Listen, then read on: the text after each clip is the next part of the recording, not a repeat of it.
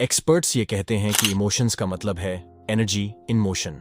एक कामयाब आदमी की जिंदगी में इमोशंस का बहुत महत्व होता है।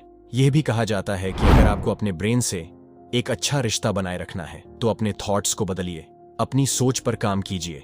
क्या आपने किसी से सिचुएशन में इमोशनली होकर रिएक्ट किया है, फिर उसके बाद आपको पछतावा हुआ है, मुझे इतना इमोशनली रिएक्ट नहीं करना चाहिए था? या अगर आप चाहते हो कि आपका अपने इमोशंस पर 100% कंट्रोल होता तो बहुत ही अच्छा होता। अपनी लाइफ के हर एक मिनट में आप कुछ फील करते हो, जैसे खुशी, उदासी, गुस्सा और ना जाने कितने ही और इमोशंस। यहां तक कि अगर आप न्यूट्रल या बेपरवाह भी फील कर रहे हो तो वो भी एक फीलिंग है। इमोशंस को हम उतनी अहमियत नहीं देते जितनी देनी चाहिए। इमोशन का हम पर फिजिकल और मेंटली इम्पैक्ट पड़ता है, लेकिन अक्सर इन्हें सिर्फ परेशान करने वाली चीज के तौर पर देखा जाता है। सही गाइडेंस के बिना इमोशंस को कंट्रोल करना बेहद मुश्किल है। इस समरी में आप जानेंगे कि अपने इमोशंस को समझना क्यों जरूरी है, उदास और दुखी ना होना इतना मुश्किल क्यों होता है। साथ ही आप समझेंगे कि इमोशंस को हेल्दी नजरिए से कैसे देखा जाए। ये अप्रोच आपके लिए अपने नेगेटिव इमोशंस से छुटकारा पाना आसान कर देगी। इमोशंस आपके दोस्त है, ना कि दुश्मन। ये आपको इमोशनली मैच्योर होने और ज्यादा खुश रहने में मदद कर सकते हैं। How are emotions formed? हम अपनी लाइफ में सभी तरह के इमोशंस को एक्सपीरियंस करते हैं, तो इसका मतलब यह है कि ये हमारी लाइफ का सबसे इंपॉर्टेंट सब्जेक्ट है। पर अफसोस की बात यह है कि इस टॉपिक के बारे में न तो हमारे स्कूल वालों ने बताया, न ही हमारे घर वालों ने। हमें अपने इमोशंस को समझना बहुत जरूरी है। हमारे अंदर बहुत तरह के इमोशंस हैं। कुछ ऐसे इमोशंस हैं जिस पर हमारा कोई कंट्रोल नहीं है, कुछ ऐसे भी हैं जिन पर अगर हमारा कंट्रोल ना हो तो लाइफ बहुत टफ हो जाती है। कुछ सिचुएशंस में अपने इमोशंस को एक्सप्रेस करना भी बहुत जरूरी होता है। अगर आप इसे जाहिर नहीं कर पाते तो जिंदगी बेमानी लगने लगती है। आपको अपने इमोशंस को डाइवर्ट करना भी आना चाहिए। जैसे जब आपको बहुत गुस्सा आए तो उसे कंट्रोल करना सीखिए। अपने माइंड को किसी इमोशंस की तरफ डाइवर्ट कर दो। क्या आपने कभी सोचा है, हमारा माइंड अक्सर नेगेटिव बातों को ज्यादा पसंद करता है। अब सवाल यह है कि ऐसा क्यों होता है? इसका जवाब यह है कि हमारे माइंड को सर्वाइवल के लिए डिजाइन किया गया है। इसका सबसे बड़ा एग्जाम्पल है फियर ऑफ रिजेक्शन। पहले के जमाने में भी अगर ट्राइब ने आपको अपनाने से मना कर दिया तो आपके सर्वाइवल की प्रोबेबिलिटी बहुत कम हो जाती थी। तब से लेकर आज तक वह बात हमने किसी न किसी तरीके से जेनेटिकली एनग्रेव्ड है। किसी ने आपके प्रपोजल को रिजेक्ट कर दिया हो, आपके बॉस ने आपके काम को रिजेक्ट कर दिया हो, या फिर आपके टीचर ने आपके प्रोजेक्ट को एक्सेप्ट नहीं किया हो। Then your brain started creating the worst situation. अब आगे जॉब मिलेगी या नहीं, इस एग्जाम में पास हो पाऊंगा या नहीं। यही रीजन है कि वे रिजेक्शन बहुत पेनफुल होती है। रिजेक्शन के बाद नेगेटिव इमोशन से खुद को निकाल नहीं पाते। आप अपनी काबिलियत पर डाउट करने लगते हैं। रिजेक्शन के बाद आप अपनी किस्मत को कोसने लगते हैं। आपको खुद में सिर्फ बुराई ही दिखती है। ऑथर कहते हैं, माइंड का पहला काम आपको कुछ करना नहीं होता। इनका ज्यादा फोकस हमारे सर्वाइवल पर होता है। क्या आपने कभी डोपामीन हैप्पी हार्मोन के बारे में सुना है? यही वह है जो हमारे ब्रेन के स्पेसिफिक एरिया से रिलीज होती है जब किसी काम को करने या देखने के बाद हमें ज्यादा खुशी मिलती है, चाहे वह हमारे सामने रखा हुआ डिलीशियस खाना होता है या अपनी फेवरेट मूवी देखनी होती है। इंटरेस्टिंग बात यह है कि आपको इस बात की भनक भी नहीं लगती। कई सारे बिजनेसमैन डोपामीन को आर्टिफिशियली जनरेट कर करोड़ों का रेवेन्यू बना रहे हैं। इसका सबसे बड़ा एग्जाम्पल सोशल मीडिया है, जो इन्हीं साइकोलॉजी को यूज करके आपकी सबसे कीमती चीज छीन लेती है। वह है आपका वक्त। जो खुशी आपको फेसबुक स्क्रॉल करने से मिल रही है, असल में डोपामीन रिलीज होने से मिलती है।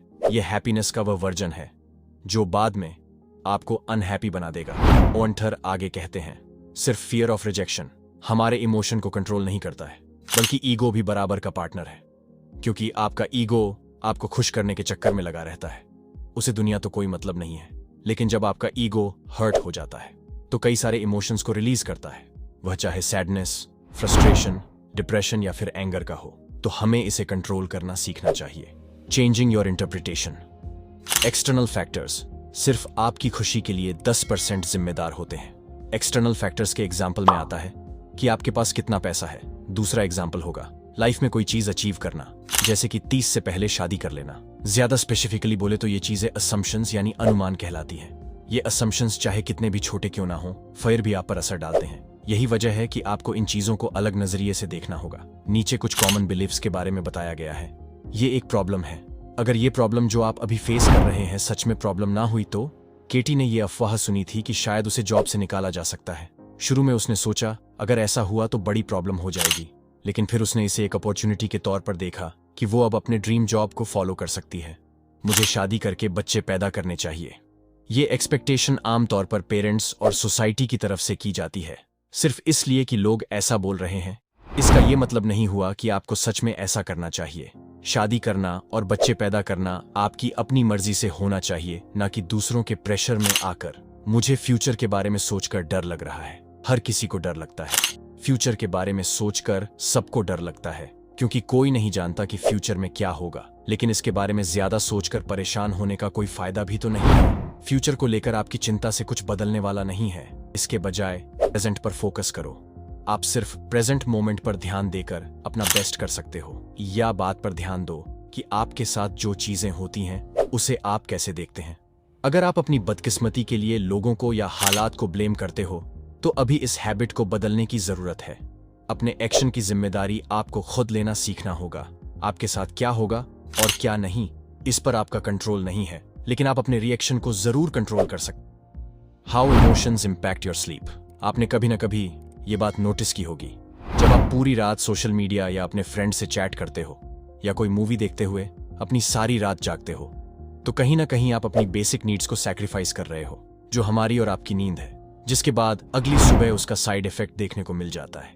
आप लेजी फील करते हो। जो भी टारगेट बनाकर रखे थे कि कल सुबह से एक्सरसाइज करूंगा, पूरे काम को अच्छे से करूंगा, वह नहीं कर पाओगे। अच्छी नींद बहुत जरूरी है। अपने काम पर कंसंट्रेट करने के लिए सिर्फ नेगेटिव इमोशंस ही आएंगे।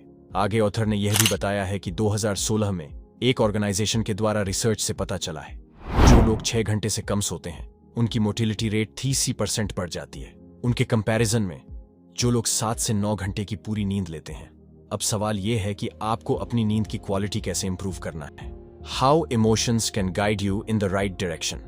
इमोशंस आते जाते रहते हैं, लेकिन सिर्फ इसलिए कि वो टेम्पररी है, इसका मतलब ये नहीं है कि ये आपकी लाइफ चेंज नहीं कर सकते। कोई भी लाइफ में अनकंफर्टेबल या दुखी फील नहीं करना चाहता है ना? लेकिन ये फीलिंग्स कई बार एक साइन भी हो सकती है। इमोशंस आपको एक मैसेज भेजते हैं और आपको उन्हें अनदेखा नहीं करना चाहिए। अब जैसे एक एग्जाम्पल लेते हैं। हैरियट हमेशा स्ट्रेस में रहती है। उसे किसी भी चीज से खुशी नहीं मिलती, ना अपनी जॉब से, ना अपने रिलेशनशिप से, और ना ही अपनी अचीवमेंट से। फिर अचानक एक दिन हैरियट ने डिसाइड किया कि वो एक नए शहर में रहने चली जाएगी। ये हैरियट की लाइफ का अब तक का सबसे बेस्ट डिसीजन था। वो हर रोज नई सुबह का इंतजार करती थी। छोटी छोटी चीजों में भी उसे खुशी मिलने लगी। हैरियट आज से पहले अपनी लाइफ में इतनी खुश कभी नहीं हुई थी। अपने इमोशंस को समझने के लिए सेल्फ अवेयरनेस की जरूरत होती है। हैरियट ने अगर अपनी फीलिंग्स को अनदेखा किया होता तो वो अपनी लाइफ का इतना इंपॉर्टेंट डिसीजन कभी नहीं ले पाती। उसे पता था कि उसे अपनी लाइफ में कुछ चेंज करने की जरूरत है, और अगर हैरियट ये मानने से इनकार कर देती कि वो ना खुश है तो ये कभी पॉसिबल नहीं हो पाता। सेल्फ अवेयरनेस आपको अपने थॉट्स, इमोशंस और बिहेवियर को ऑब्जर्व करने की एबिलिटी देता है। ये आइडिया जिम डेटमर और डायना चैपमैन की book the 15 commitments of conscious leaderships से लिया गया है। सेल्फ अवेयरनेस एक सिंगल लाइन यूज करके प्रैक्टिस किया जा सकता है। जो भी आप सोचते, फील या बिहेव करते हो, खुद से पूछो क्या वो लाइन से ऊपर है या नीचे। लाइन से ऊपर का मतलब है कि आप इस बात के प्रति सेल्फ अवेयर हो कि आप क्या कर रहे हो। इसका मतलब कि आप पॉजिटिव स्टेट ऑफ माइंड में हो। अगर आप क्यूरियस हो और कॉन्शियसली कुछ सुन रहे हो तो आप लाइन से ऊपर हो। साथ ही आप जो फील कर रहे हो उसे खुद को फील करने देते हो, और लास्ट में आप चीजों को एप्रिशिएट करते हो और अपने एक्शन की जिम्मेदारी लेते हो। लाइन से नीचे होने का मतलब है कि आपके लिए अपने इमोशंस को कंट्रोल करना मुश्किल है। ये कुछ टिपिकल बिहेवियर, एक्शन और फीलिंग्स हैं जो बताते हैं कि आप लाइन से नीचे हैं। जब आप लगातार खुद में और दूसरों में कमियां ढूंढने लगते हैं, आप बहस और गॉसिप करते हैं। इसके अलावा आप ये भी नहीं चाहते कि कोई आपके बिलीफ्स को चैलेंज करे, इसलिए आप उन लोगों को नजरअंदाज करने लगते हो जिनका ओपिनियन आपसे अलग होता है। आप जो भी करें, पहले खुद से पूछो क्या ये लाइन के ऊपर है या नीचे। इसका जवाब आपको ये तय करने में हेल्प करेगा कि क्या आपको अपने इमोशंस को जाने देना चाहिए। How to change your emotions. आपने अक्सर यह देखा होगा कि अक्सर हमारा दिमाग वर्तमान को अस्वीकार करता है, इससे भागने की कोशिश करता रहता है। लेकिन अगर आप वर्तमान को स्वीकार करना शुरू कर देते हैं तो बदले में यह आपके आने वाले दर्द को कम कर देगा। लेखक ने इस अध्याय में सिखाया है कि हम अपने नकारात्मक भावनाओं से कैसे बच सकते हैं। इसे संतुलित करके बची हुई जिंदगी में सकारात्मक इंसान बन सकते हैं। लेकिन इसके बारे में बात करने से पहले हमें यह समझना चाहिए कि आखिर भावनाएं कैसे बनती हैं। लेखक ने कहा है कि नकारात्मक भावनाओं के दो रूप होते हैं।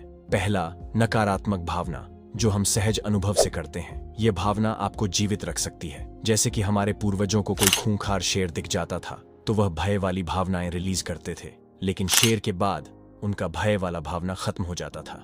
दूसरा, नकारात्मक भावना वह है जिसके लिए हमें बाहरी घटना की जरूरत नहीं पड़ती, जो हमारे ही दिमाग में पनपती रहती है।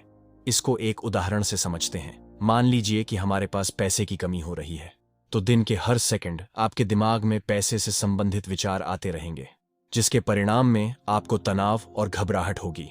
लेकिन भावनाएं बस भावनाएं हैं।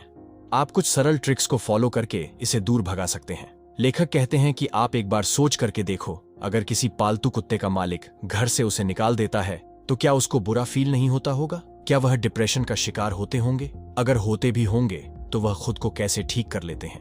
अगर हमें इसका जवाब नहीं पता है तो फिर भी इतना तो यकीन से कह सकते हैं कि वह अपना रास्ता खुद ढूंढ लेते हैं। यही काम आपको भी करना चाहिए। छोटी मोटी ट्रॉमा यानी नकारात्मकता से अगर आपको बाहर निकलना है तो अपने आप को डिस्ट्रैक्ट करना होगा। कुछ ऐसा करना जिसमें आपकी पूरी ध्यान की जरूरत हो।